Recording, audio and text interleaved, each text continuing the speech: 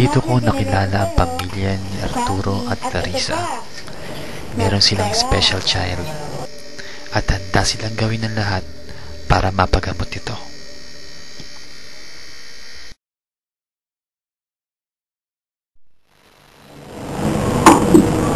Oh, ayun na pala ang tatay mo. Magandang balita ko para sa'yo. Oh, talaga? Ano yun? Na-promote ako. Ay, naku, salamat naman sa Diyos. Sa wakas, mapapagamot na rin anak natin at magagawa na rin ang bahay natin.